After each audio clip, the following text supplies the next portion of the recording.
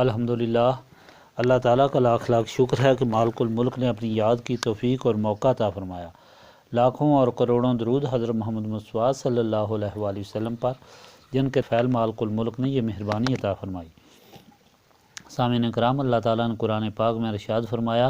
اعوذ باللہ من الشیطان الرجیم، بسم اللہ الرحمن الرحیم۔ درگزر فرمایا ہے اللہ تعالیٰ نے آپ صلی اللہ علیہ وآلہ وسلم سے، کیوں آپ صلی اللہ علیہ وآلہ وسلم نے اجازت دے دی تھی انہیں یہاں تک کہ ظاہر ہو جاتے آپ صلی اللہ علیہ وآلہ وسلم پر وہ لوگ جنہوں نے سچ کہا، اور آپ صلی اللہ علیہ وآلہ وسلم جان لیتے جھوٹوں کو۔ نہ اجازت مانگیں گے آپ صلی اللہ علیہ وآلہ وسلم سے جو ایمان لائے ہیں اللہ تعالیٰ پر اور روز قیامت پر کہ جہاد کریں اپنے مالوں اور جانوں سے، اور اللہ تعالیٰ خوب جانتا ہے پرہیزگاروں کو۔ صرف وہی اجازت مانگتے ہیں آپ صلی اللہ علیہ وآلہ وسلم سے جو نہیں ایمان رکھتے اللہ تعالیٰ پر اور روز قیامت پر، اور شک میں مبتلا ہیں ان کے دل، اور وہ اپنے شک میں ڈاواں ڈول ہیں، اور اگر انہوں نے ارادہ کیا ہوتا نکلنے کا تو تیار کیا ہوتا اس کے لیے کچھ سامان، لیکن ناپسند کیا اللہ تعالیٰ نے ان کے کھڑا ہونے کو، اس لیے پس ہمت کر دیا ان کو، اور یہ فرما دیا کہ تم بیٹھے رہو رہنے والوں کے ساتھ، اگر نکلتے تمہارے ساتھ تو نہ زیادہ کرتے تم میں بجز فساد کے، اور دھوڑ دھوپ کر کے تمہارے درمیان فتنہ پردازی کرتے، اور تم میں ان کے لیے سننے والے موجود ہیں، اور اللہ تعالیٰ خوب جانتا ہے ظالموں کو۔ وہ کوشاں رہے فتنہ انگیزی میں پہلے بھی، اور الٹ پلٹ کرتے تھے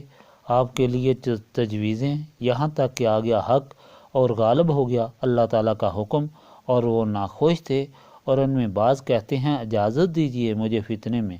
نہ ڈالیے، خیر اور فتنہ میں تو وہ گر چکے ہیں، اور بے شک جہنم گھیرے ہوئے ہے کافروں کو۔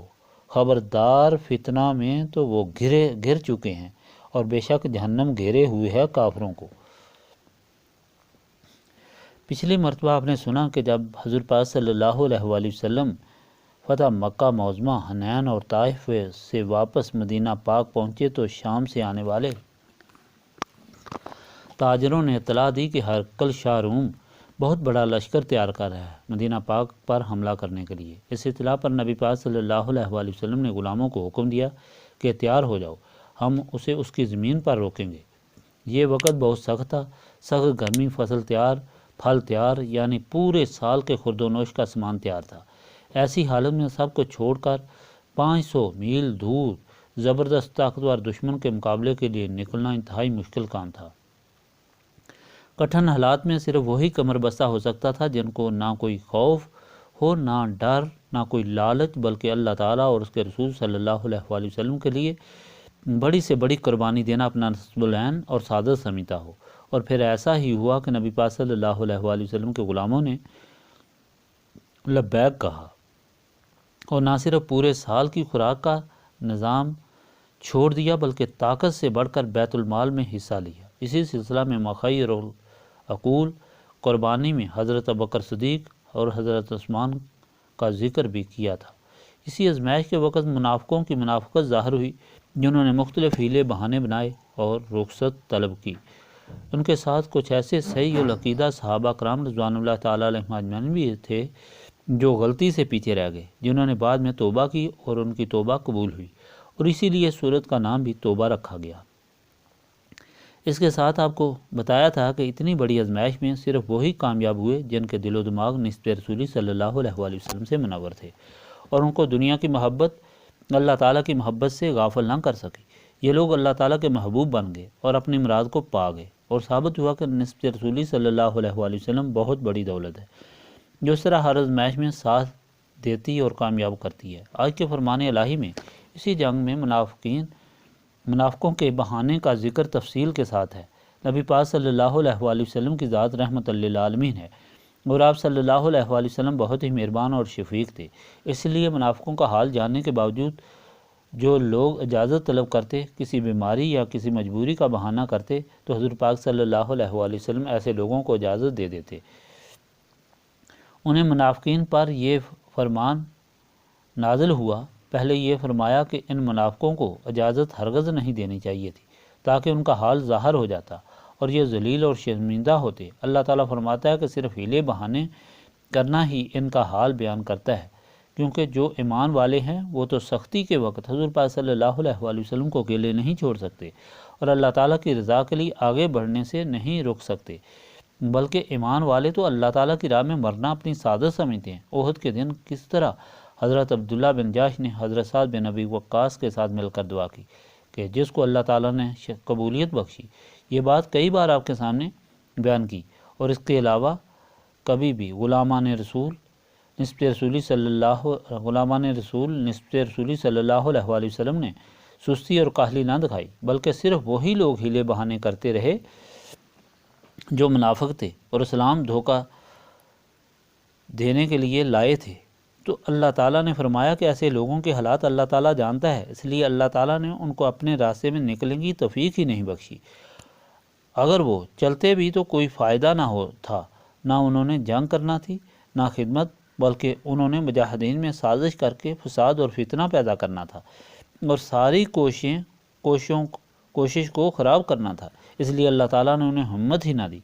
بلکہ اللہ تعالیٰ کا حکم ہوا کہ ان کے دل پر خوف طاری ہو کہ وہ بیٹھنے والوں کے ساتھ بیٹھے رہیں۔ ان کے متعلق اللہ تعالیٰ نے فیصلہ سنا دیا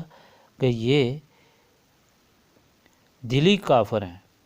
دشمن ہیں اور منافقت سے بہانے کرتے ہیں، ان کا ٹھکانہ جہنم ہے، ان کے بہانے ہی احمقانہ ہیں۔ پہلی بات تو یہ ہے کہ انہوں نے کوئی تیاری ہی نہیں کی، اور دوسرا یہ بہانہ کہ وہ رومیوں کی خواہشہ مستورات کو دیکھ کر فتنہ میں مبتلا ہو جائیں گے۔ اللہ تعالیٰ نے فرمایا کہ فتنہ یعنی تباہی میں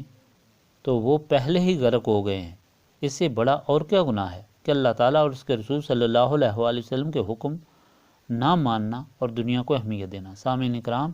ان فرمانوں سے ظاہر ہوتا ہے جب بھی اللہ تعالیٰ کے لیے قربانی کا وقت آئے تو اپنی خوش نصیبی سمجھ کر سب سے سبقت لینی چاہیے، اور یہی ایمان کی نشانی ہے۔ اور اگر کوئی خوف یا لالچ اللہ تعالیٰ کے راستے سے روکے تو یہ سمجھ لینا چاہیے کہ منافقت اور اللہ تعالیٰ کی خفگی کا ذریعہ ہے، لہٰذا وہی لوگ پختہ ایمان والے ہوتے ہیں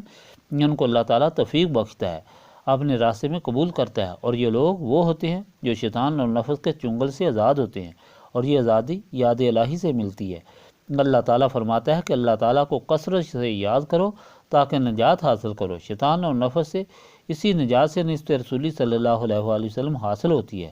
اور دل و دماغ روشن ہو جاتے ہیں اور آنکھیں حقیقت کی طرف کھل جاتی ہیں۔ اس لیے یہاں نسبت رسولی صلی اللہ علیہ وآلہ وسلم کی تلقین کی جاتی ہے۔ اللہم صلی علی سیدنا محمد وعلی آلہ وصحبہ صلاۃ تکون لنا مان من کل خوف لا الہ الا انت سبحانک انی کنت من الظالمین۔ ربنا آتنا فی الدنیا حسنۃ وفی الآخرۃ حسنۃ وقنا عذاب النار۔ استغفر اللہ العظیم الذی لا الہ الا هو الحی القیوم واتوب الیہ۔ استغفر اللہ العظیم الذی لا الہ الا هو الحی القیوم واتوب الیہ۔ استغفر اللہ العظیم الذی لا الہ الا هو الحی القیوم واتوب الیہ۔ ربنا تقبل منا انک انت السمیع العلیم وتب علینا انک انت التواب الرحیم۔